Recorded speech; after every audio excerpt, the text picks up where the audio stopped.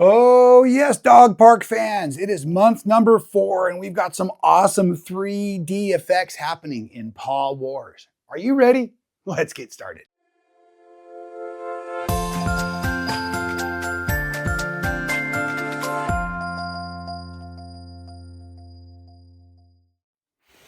Well, welcome back, everybody. That is right. We are enjoying this incredible block of the month here from Stitchin Heaven, designed by McKenna Ryan. My name is Rob Appell. I'm a quilt maker, and I have thoroughly enjoyed working on this awesome fusible applique project. McKenna Ryan is one of the reasons I got into quilt making. I was so intrigued by the applique. Now, I will also admit, as some of you are just kind of now diving in on month 4, Paw Wars, they're getting easier and easier. And I have done a couple of McKenna's projects in the past, and I've struggled a little bit. I've learned so much through this block of the month. I hope you have as well.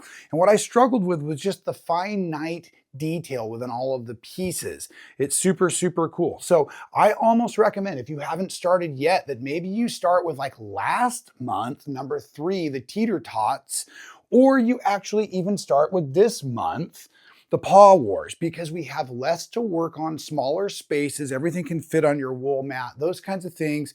Life is going to be easy. Let's go through some review in case you do want to get started and you haven't seen the other videos.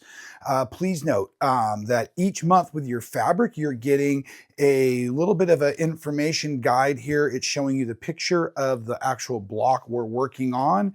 And then you're going to get a fabric key, color key, that is referring to this month's fabrics, okay? So I like to keep these. You'll notice they're also labeled. That's also very convenient.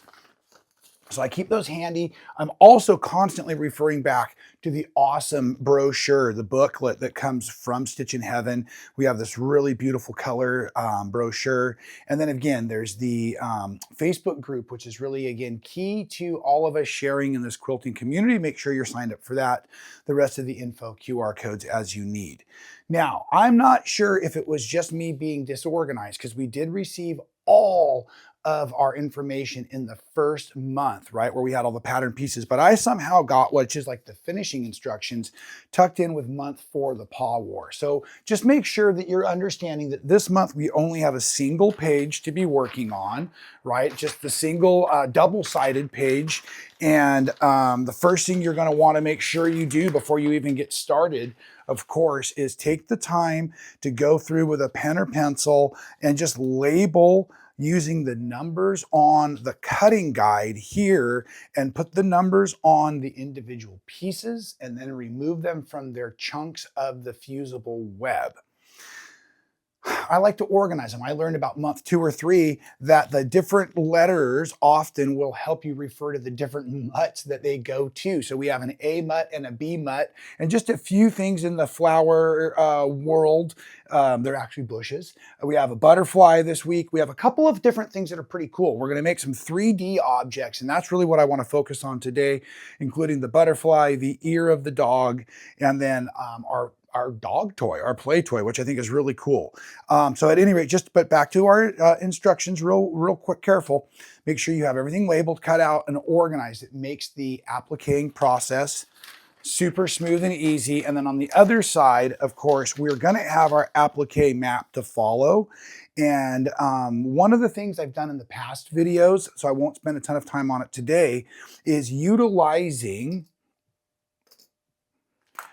a light table and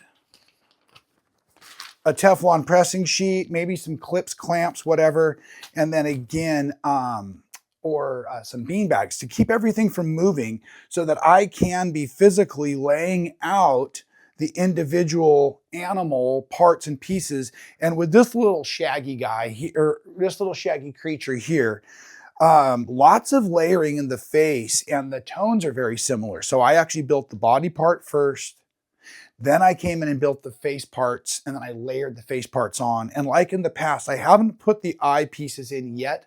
I'll do that in the final pressing today, because I just have those 2. Okay, we're going to make sure we get our arrangement, and that's going to be partially connected to this. So this is a really cool trick. If you haven't utilized yet the light table and Teflon pressing sheet, I'll strongly recommend that for us. But let me turn that off. It makes it a little easier to see what's going on. And then I want to jump right into the 3D construction here of this chew toy. I also want to talk about, my brain, you know me, and everywhere.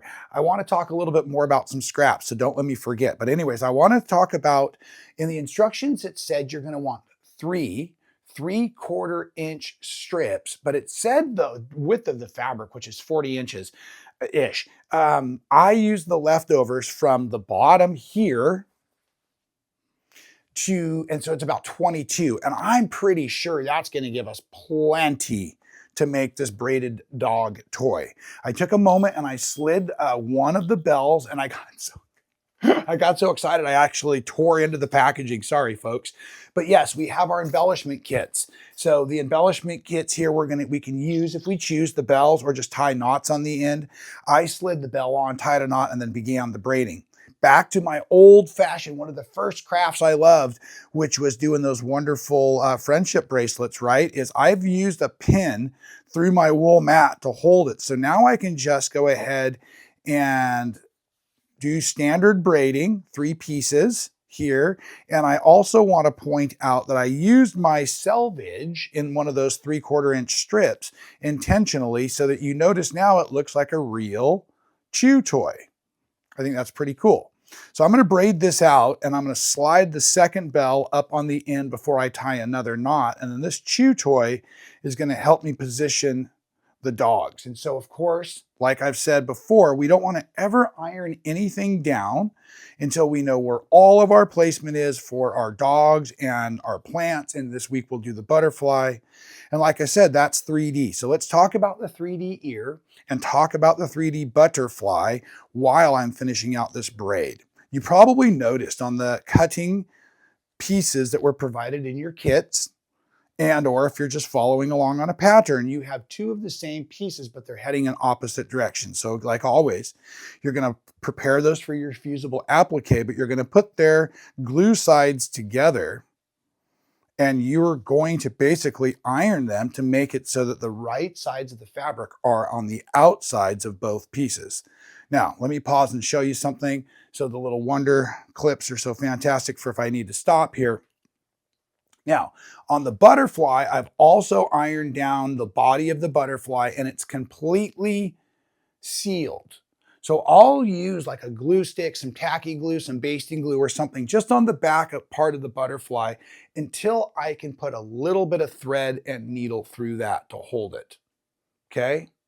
Now, when it comes to the ear on the dog, what I've actually done, and I don't know if you'll be able to tell, maybe if I come over here a little bit better, but I've actually taken and peeled back roughly 1/4 inch for what becomes the underside.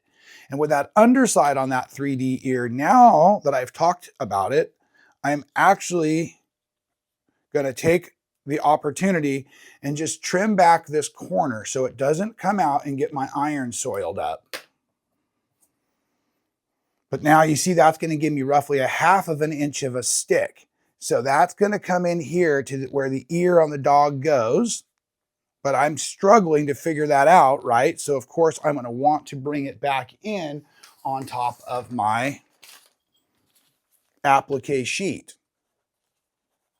Dogs are still portable because they haven't been pressed down, especially because today I want to be able to run this rope through the mouth, the chew toy we're making.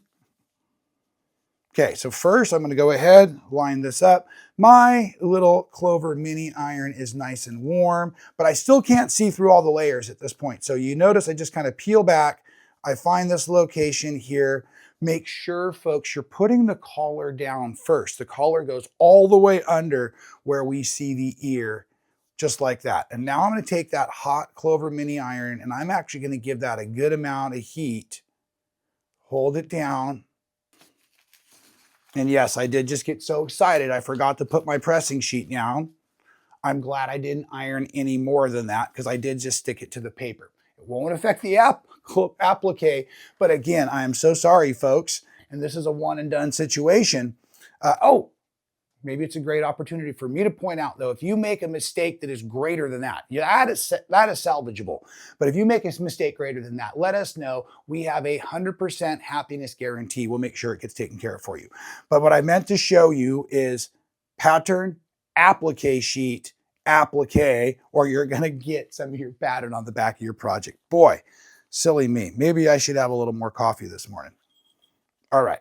Now back to what we were doing originally, which was building up our parts and pieces of our 3D applique today. And again, this isn't going to have to be super long. I'm going to recommend roughly about 14, 16 inches-ish or so.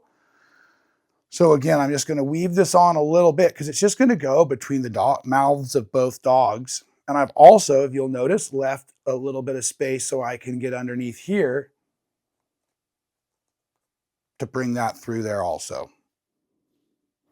Okay, now I want to leave about 4 or 5 inches so I can work with all of this. So again, I'm going to put my clip on for a second to hold it. Then I'm just going to go ahead and take and twist up a little bit of one of the strips of fabric, and I'm going to push it through one of the cool little bells that's provided. Slide it up to where the clip is. And the reason I wanted to leave enough of that is so now I can take this, snug it in there, and effectively just go ahead and tie over, around, style, knot. Snug the knot up. I mean, you're dog fans, you know what these toys look like. Let it get a little shredded. I mean, this is a retriever tearing on this thing, right? And then come back in, trim your edges out, and you have a really authentic looking 3D dog toy.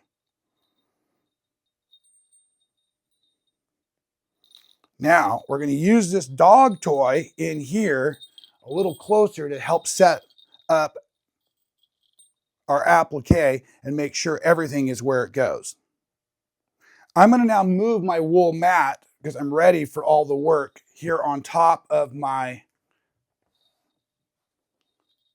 light table. The light table is designed so that I may press on top of it without causing any damage. You don't really want to ever have your wool mat on top of your cutting mats because the heat in the wool mat stays in the wool. That's the benefit of it, but it could cause your mat to warp. Okay, now I promised you this other little trick. This is super cool, and it doesn't not work for all parts and pieces, but it could work really nicely if ever necessary, where if you wanted to add more landscape, hear that word correctly, landscape versus the dog parts, right? They're kind of made for what they are. But if you ever wanted to make more landscape pieces for whatever reason, you see how this has already been cut away? Well, that's the other what do I want to say? That's the shape of the bush all over again. So watch what I'm going to do. I'm just going to take this and then I'm going to go ahead and I'm going to kind of make like McKenna designed originally, right? Some pretty cool bushes. So for whatever reason, if I wanted to have more plant life, or later on, the reason I keep telling us all to save especially our green parts, is when we layer over the different seams and the blocks come together, we might want to create extra landscape applique that covers over. So this is a trick I've been doing for a million years. What is cut away also has the relief from something else, and it works great with coral reef shapes and or plant, bush, grass style shapes because they just form each other. Anyways, I just thought it'd be a fun little trick I wanted to offer today as a bonus for being here with us. I'm going to make sure my iron's hot but dry. And now what we're going to go ahead and do, folks, is we're going to start to lay in our appliques for the final pressing. And so you do want to have your design sheet handy so you can see what's going on nicely. You're going to be using the edges of the blanket and making sure that you have your 1/4 inch. Remember, these are going to be patched in, so I wouldn't want to put that right there. Right, I'm going to bring our retriever down, you notice standing closer to the bottom of the blanket. And there's actually a couple of pieces where the bushes lock in, it looks like. So this is where the stiletto or the tweezers come in so handy. And that's going to help us kind of get, and remember, these guys are in a tug of war here. So don't be afraid to have them be kind of in an aggressive stance. If you haven't seen dogs playing before. Now I might need to bend this down a little to compensate. And again, it can be fluid. It can be free, folks. You don't have to get it just perfect. See, that's the neat thing about this, okay? But I do want to make sure that I have all of my dogs within my 1/4 inch. There's not that much space really up between the mouths. And this little guy here is lower in on the rug, the blanket. And if you tip them, you can get more space. So changing the angles of the dogs. The bushes this month kind of come up and over the blanket and over the dog's paws, just to help add some perspective. So watch for that. And when you think you've got everything just as you like it, then what I'm going to suggest before we even put in the 3D element is I'm going to go ahead again using my Clover mini iron, and I'm pressing to the back here. I should have mentioned, because I only talked about applique, that our background, and yes, I should have mentioned, we always prepare our background as well, and I got so focused on the applique and the 3D object. This month's background is a 19-inch by 14.5 inches tall, and the light of the ombre fabric is near the top, as we often like to do. Okay, so again, often you've seen me set the backgrounds. I could have done that with the blanket today, but right now I'm just tacking some of these pieces down with a hot mini iron, not tacking the faces, because that's where we're going to layer through that rope toy. Got a 1/4 inch from the tail there. And also, again, the butterfly's still 3D. So I'm just kind of doing this to help hold everything down. You can feel the heat a little bit in your fingers. That's how you know. Now this gives us the time to go ahead and play. So the toy has come through the back side of the mouth here and into the teeth spots.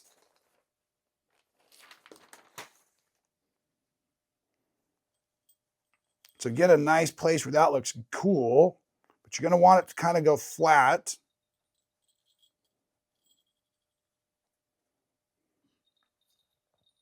And then make sure you have enough for the little guy to have his portion. We'll be able to stitch this down as need. But right now we're just going to catch it with the applique. And that'll be tight through there. So now what I'm doing is I'm going to focus on one dog at a time. So I'm going to pull it down. And I'm just going to press this side. And now I'm using my dry cordless iron so I can press and lift. Press, lift. And again, getting the back end of the retriever secured, everything secured. I'm going to pull the blanket taut underneath so I don't build a crease in there. Secured, secured. And now I'm going to press right up to where I want that dog toy. I'm going to switch and I'm going to come over here and I'm going to kind of make sure I don't burn myself too badly. And I'm not touching the other dog, folks. That's the key, because I need to still be able to get in here now. You see how I've secured this? I still need to be able to get in here and put the toy in the little guy's mouth as well. Okay, so that's done. See it? It's going to work great. Okay? Don't overpress. Don't get so excited that you accidentally forget that we are dealing with fusible web that can actually be over ironed as well. Got my 3D ear on. Perfect. Now,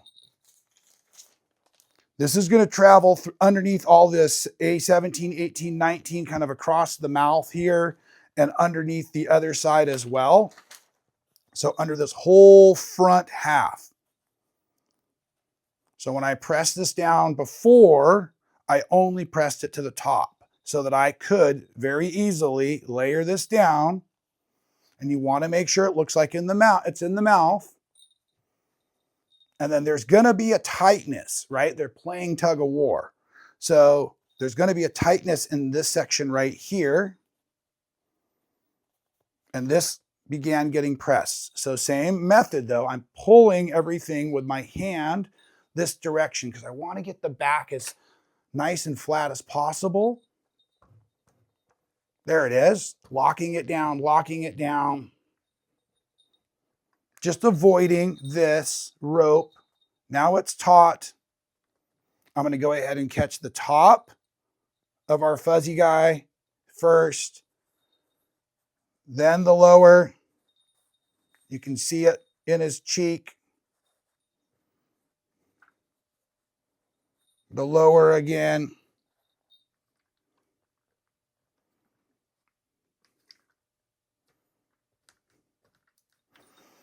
And that will hold as we want, but I will eventually put a tack of thread right here and here before I ever get into the machine quilting. Does that make some sense? And this is also why I didn't want to add the eyes in yet, because I wanted to be able to work in there and manipulate in there. Okay, so our butterfly is basically just above the fuzzy little guy. And at this point, because life is easiest sometimes with just a glue stick, I'm going to go ahead and just put a little glue stick on the back of the butterfly for now. Press it. And there's also some cool embroidery flosses in our package for adding some of the cute little tentacles and everything to our butterfly. Okay, so the last thing for this week then will be to cut out these little eyes and place them onto our fuzzy guy. And sometimes I find it's easier with these little pieces to cut the outsides away. Then with just those little pieces placed, I'll use the mini iron again. I don't want to over activate, as I keep saying, the glues. Want to be able to get it just as it is. Like I said, super fun this week. Month number 4, Paw Wars, McKenna Ryan, Dog Park. Fantastic block of the month applique. We've got several more months to go. We're getting better and better as we work together. Make sure you're commenting and participating in our awesome Facebook group. We do that for all of you. Thank you so much. Check out our other tutorials, our Friday Scrap Master weekly game, where we're spinning and rolling our way to a scrap quilt. Thanks again for being here, folks. Till I see you again, please stay well.